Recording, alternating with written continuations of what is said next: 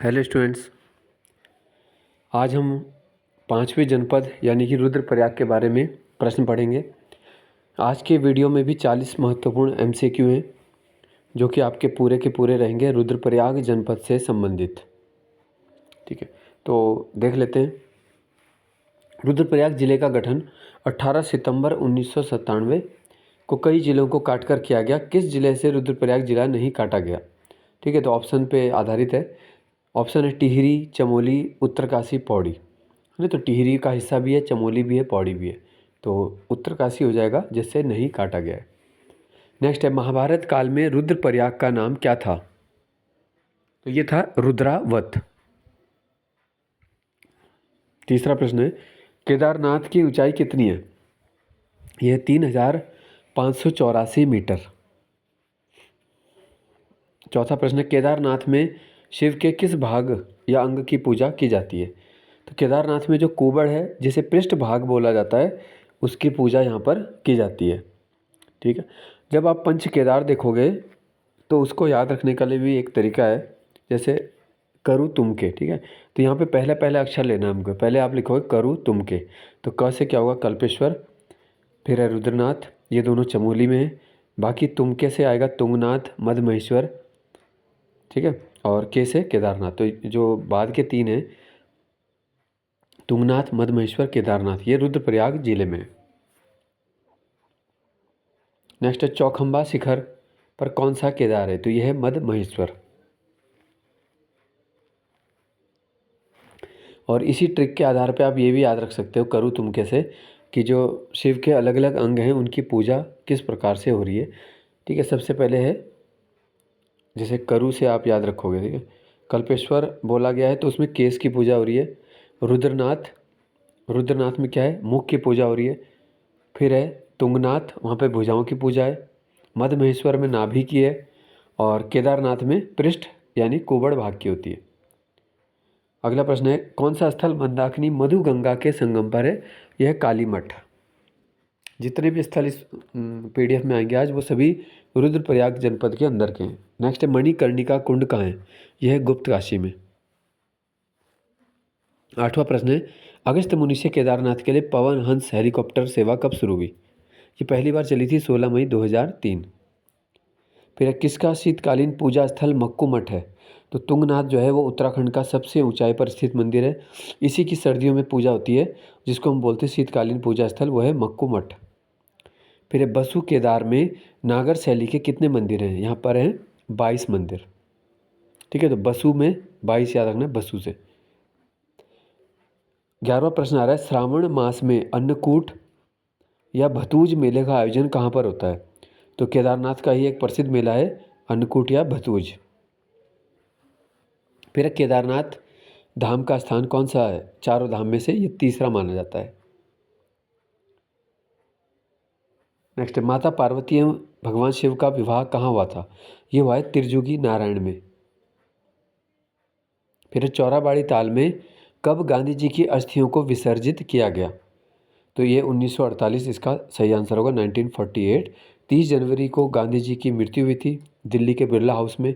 नाथूराम गोडसे द्वारा उनको गोली मारी गई थी। ठीक है, तो 1948 ही याद रखना है। इसलिए चौराबाड़ी ताल को गांधी सरोवर भी कहा जाता है। 15वां प्रश्न है, कौन सा ताल रुद्रप्रयाग में नहीं है? ठीक है, जराल ताल नहीं है, सिद्ध ताल भी है, पैया ताल, बिसरी ताल। अगला प्रश्न भी महत्वपूर्ण है, राहुल सांकृत्यायन ने केदारनाथ मंदिर का निर्माण काल क्या बताया? तो ये बताया 10वीं से 12वीं शताब्दी के मध्य का। ठीक है, 10वीं से 12वीं शताब्दी का लगभग है।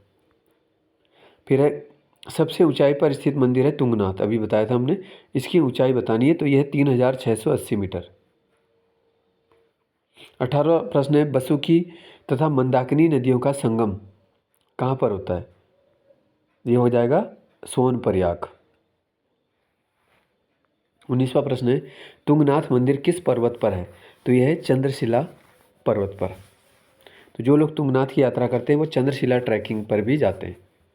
फिर किस मंदिर के सामने आदि गुरु शंकराचार्य की समाधि है? तो ये केदारनाथ मंदिर के जो है इसमें सामने लिखा है, वैसे केदारनाथ के पीछे है शंकराचार्य जी की समाधि।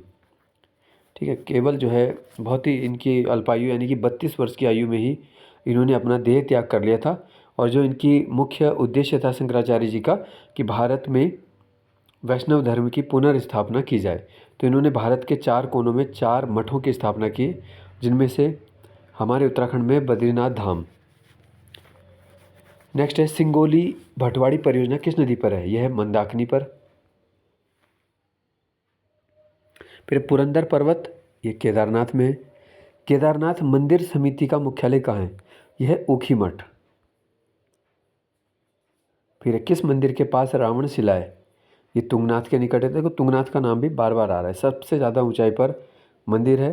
ठीक है, और अभी इसका हमने वो बताया था 3680, 3680 मीटर की ऊंचाई पर है। नेक्स्ट है मद महेश्वर किस शैली में निर्मित मंदिर है? यह पांडव शैली का एक मंदिर है, मद महेश्वर नाथ। नेक्स्ट आ गया है कैलाश मंदिर 26वें प्रश्न में। कैलाश मंदिर कहाँ है? यह है सोनप्रयाग में, जो रुद्रप्रयाग जिले के अंदर पड़ेगा, तो तब आएगा सोनप्रयाग। केदारनाथ यात्रा का अंतिम बस स्टेशन, अगर आप बस से केदारनाथ की यात्रा कर रहे हो तो आपको बस कहाँ पे छोड़ेगी? गौरीकुंड में, है ना, वहाँ से आपकी पैदल यात्रा शुरू हो जाएगी। 28वां प्रश्न आ गया अर्धनारीश्वर तथा विश्वनाथ मंदिर कहाँ है? तो यह गुप्त काशी में। अब विश्वनाथ मंदिर का आपको याद रखना है कि एक उत्तरकाशी में भी है और एक आपका आ गया है रुद्रप्रयाग जिले में। तांत्रिक सिद्धपीठों में से सर्वाधिक प्रसिद्ध कौन सा सिद्धपीठ है? यह है कालीमठ। फिर है गढ़वाल का स्विट्जरलैंड किसे कहते हैं? ये कहते हैं चोपता को। चोपता बुग्याल है।